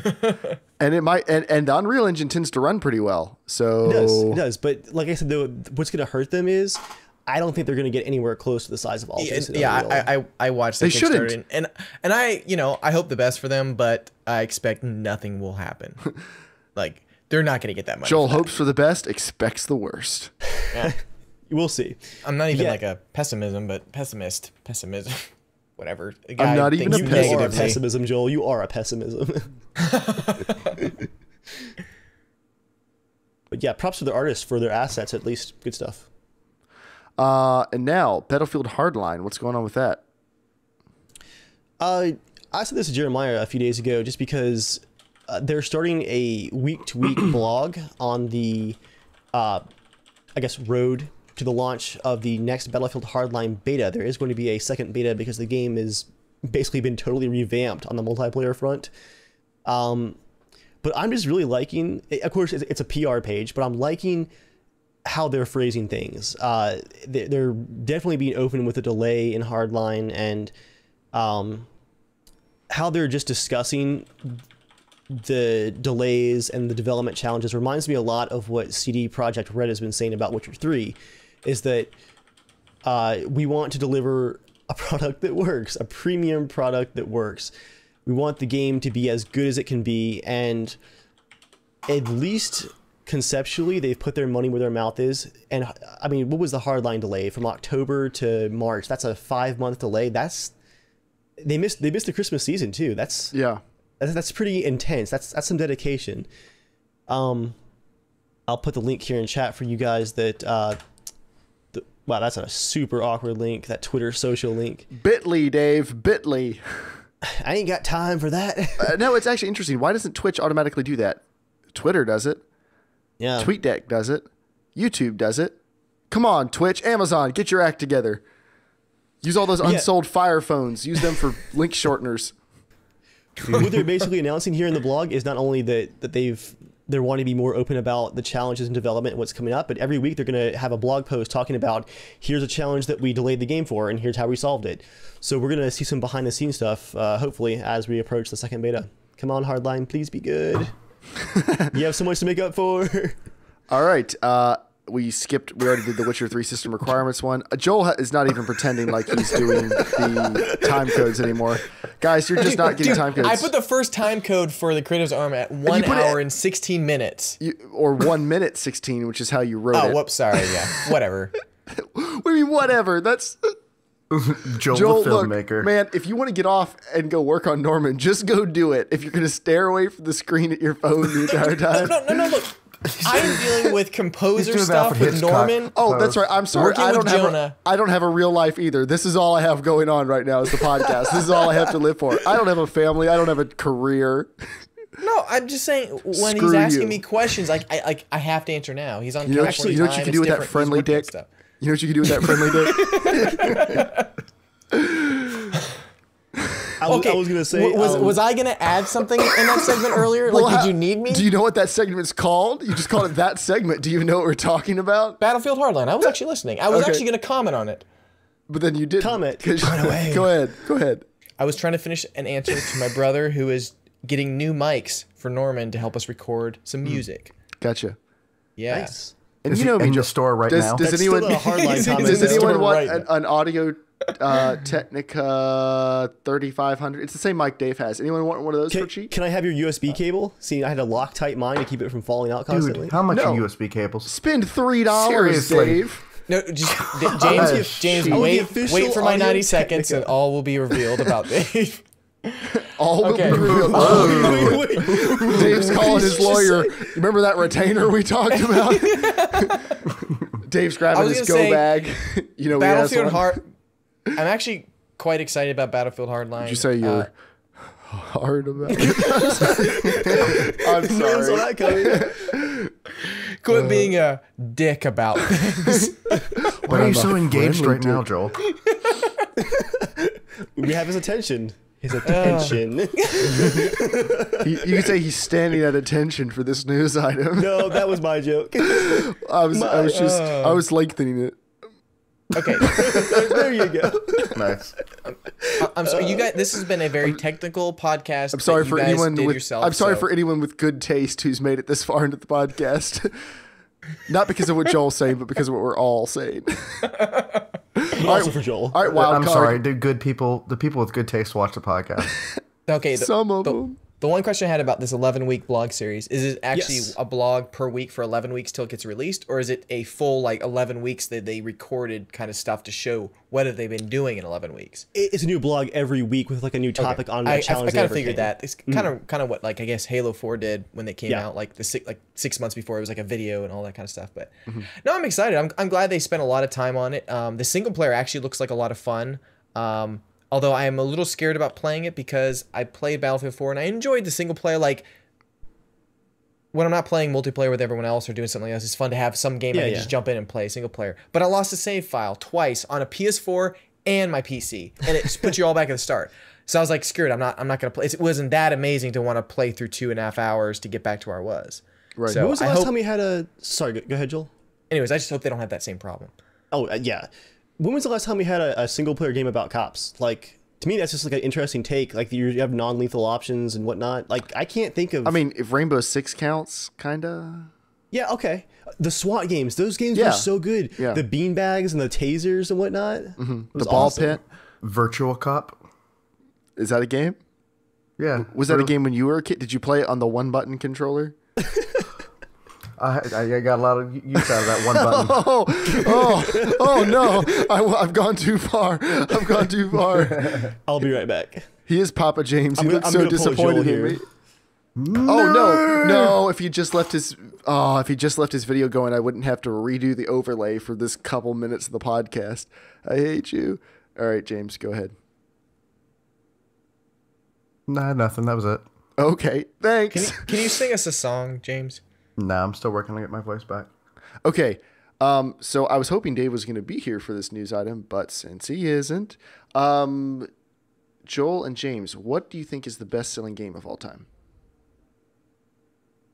All time. Is it? I think it's Tetris. No, that's like a game series. Like, what is the one game? World Tetris, of Warcraft? there's a billion different Tetrises. Nope. Oh, it's sorry, Wii Sports. Wii Sports. Wii Sports has sold, how many are we up to now? Blah, blah. I'm skimming. It's something like 82 million, 82.5 million sales of Wii Sports. I don't really count that though, just because it came Well, hold with on. Wii. Well, I'm gonna do my news story. Okay. Joel. Okay. So, but yeah, that was bundled in with the Wii. And then I guess probably some people bought that on its own. Actually, Joel's right, kind of. No. If we don't count consoles. He is right, but I'm going somewhere with this, guys. Let me build a story. Where are you going? Let me tell you a story. I'm traveling with you. I'm riding back seat. I'm just watching, just All chilling, right. playing on my Game Boy. Yeah, you're backseat driving, that's for sure. So, what do you think is the next best-selling game of all time? I thought it was a Mario game.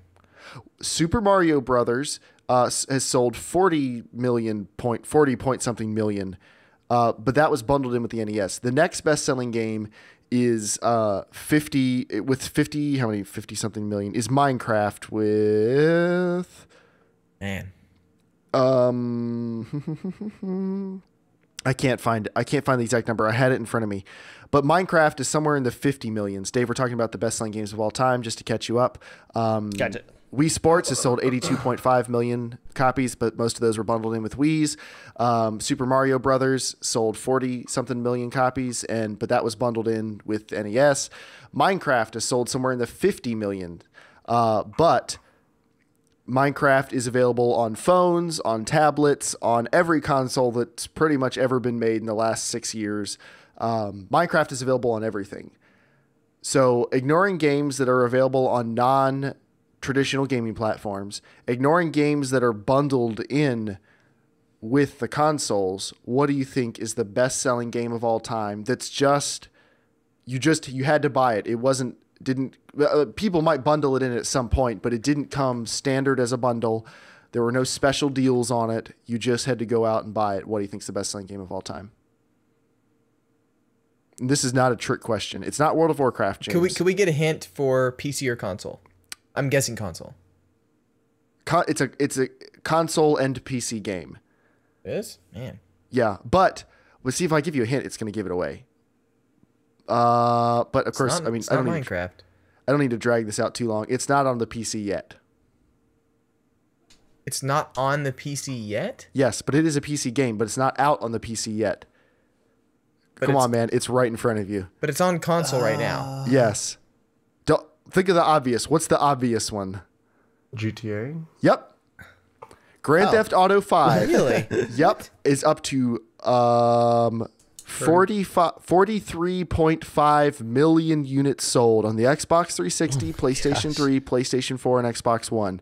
Not including the PC sales, which haven't come out yet. It is the number one selling game of all time that is not bundled in with the platform or available on things like phones and tablets where people buy it for $2 and never play it. So that's pretty impressive considering it's been out just over a year. Jeez. So many launches for that game that like the hype train just keeps coming and coming for GTA 5. It's going to be one of the best-selling games in 2013, 2014. Can't wait till it comes out on mobile. That's true. The iPad version when it comes out in 2020. All right. It is now time for 90 Seconds with Joel, a part of the podcast where Joel talks about whatever he wants for as long as he wants. So, Joel, take it away. Okay, well, my story, I need permission first. Dave, can we tell the story about today? About getting coffee? I already told the wife this one, so you may continue to share it. Oh, boy. I think, honestly, Hubba hubba.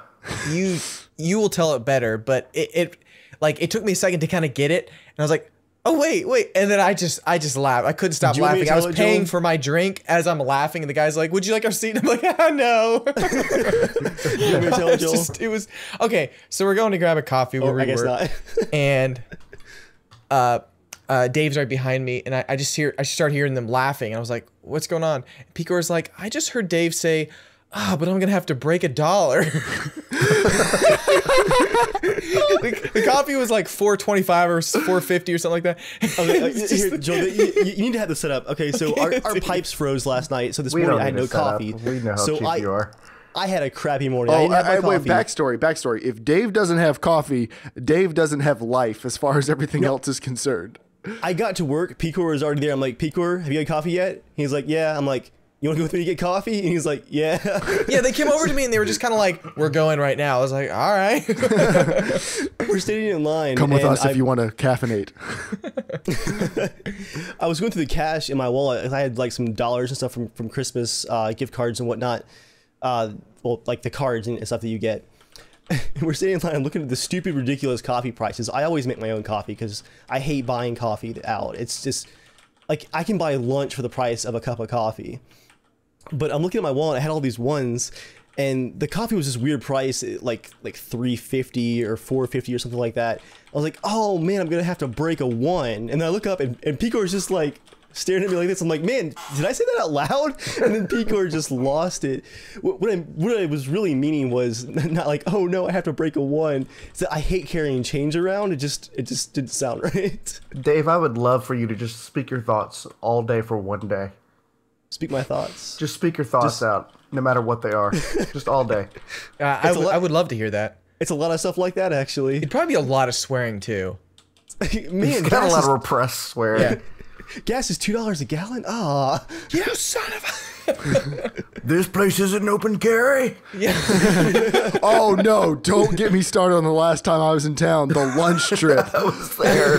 Dave, I was there. Oh, I'm not picking on Dave, but just being stuck in the middle of like the bunch of herding the cats of everyone else. Is like, I want to go here. I want to go here. I want to go here. I want to go here. And Dave going, no guns. No guns. I said no to 2 places. And it turned out I was blaming and Joel's Joel. like, there's this really cool curb that has awesome moss. Let's go eat there. Dave's like, you can't carry guns there. Joel's like, let's crawl underneath the taco truck and lick the grease out from under it. That's super amazing. And everyone else is like, let's go there. And Dave's like, I can't take my gun there. I just love how Joel got blamed as the messenger, but it was actually John the whole time fighting for that one stupid pizza place. I think it's a really good pizza place. Yeah, it's a really good pizza place. It's good, but it's not the best I've ever had. Not good enough to give up freedom. It's not better than New York style pizza in New York. All right, yeah. and so that wraps down this 90 seconds with Joel before this fight starts again. Wait, can we? I'm gonna read the comment. No, wraps down 90 seconds. The podcast is Oh, over. sorry. Whoops. Sorry. I'm. If you were doing time code, you would know.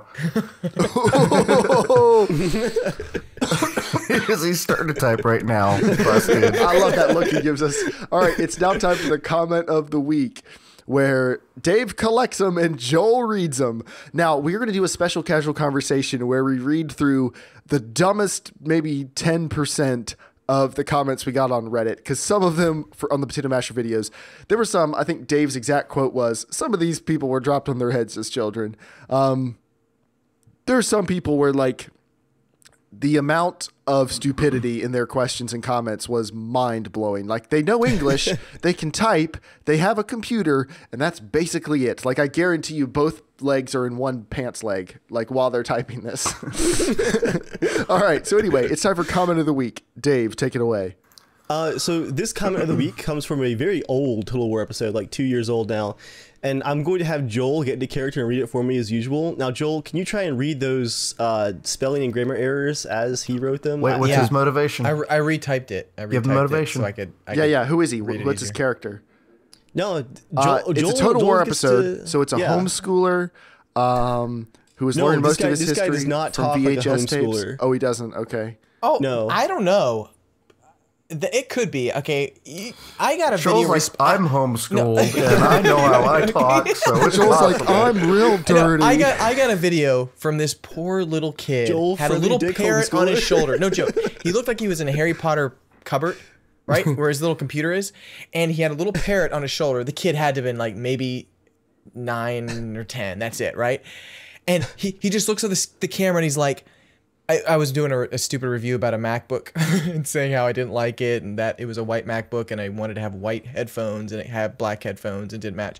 Well, the kid's like, he looks in the camera. He's got this little parrot on his shoulder. It's like they're both judging me. And it's like, if I had a MacBook, I would really appreciate it. That's all I've ever wanted is a MacBook. I don't have anything. And he just like stares for the longest time and then just goes like this and gives the finger like a little kid. But I'm like, and then like you could hear his mother or someone in the background kind of like calling for him. Like, I don't know what his name is, but it sounded like someone's calling for him. Like a kid in that little closet is gonna go back and be like, "Yes, mom, I'm a little homeschooler." I totally didn't say the video.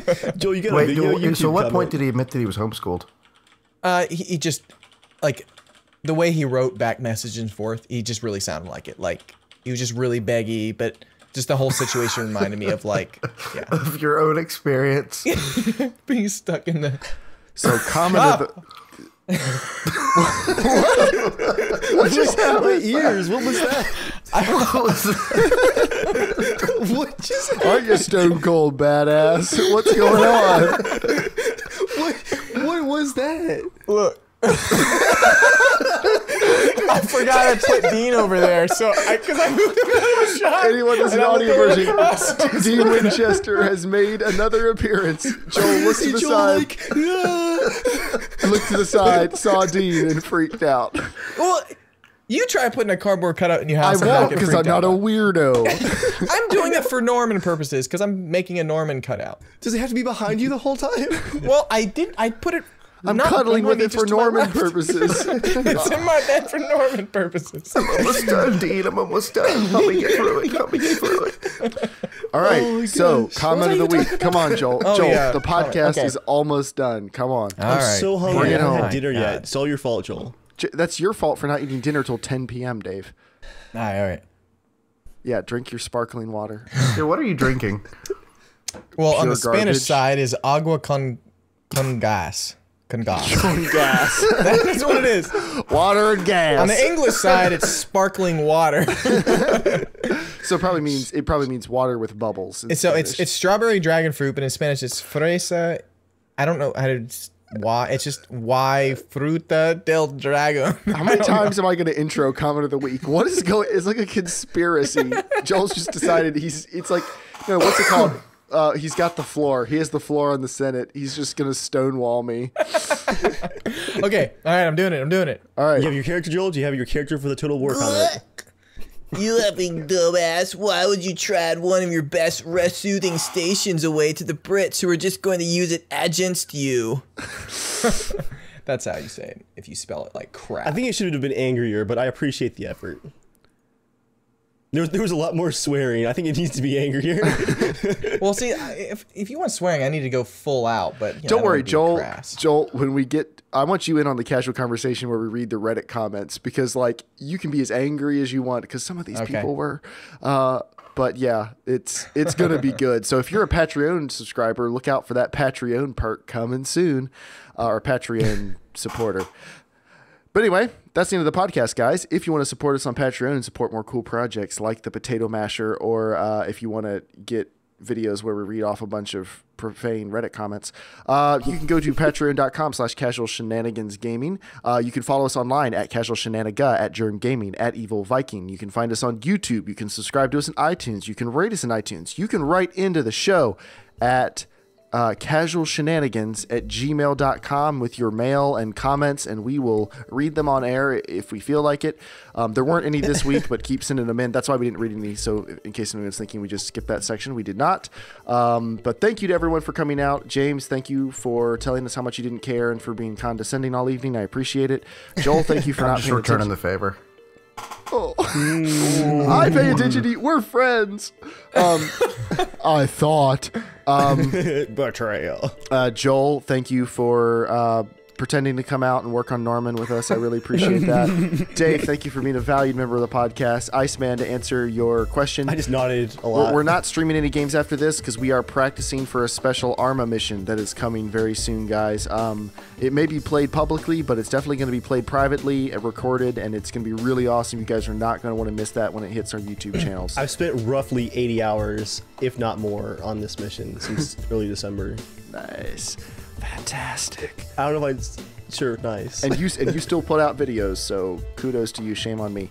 But that's the podcast, guys. Thank you, everyone, for coming out. And we will see you all later. And with that, everyone, let me switch back over to my other monitor, and I keep forgetting, you should stay casual.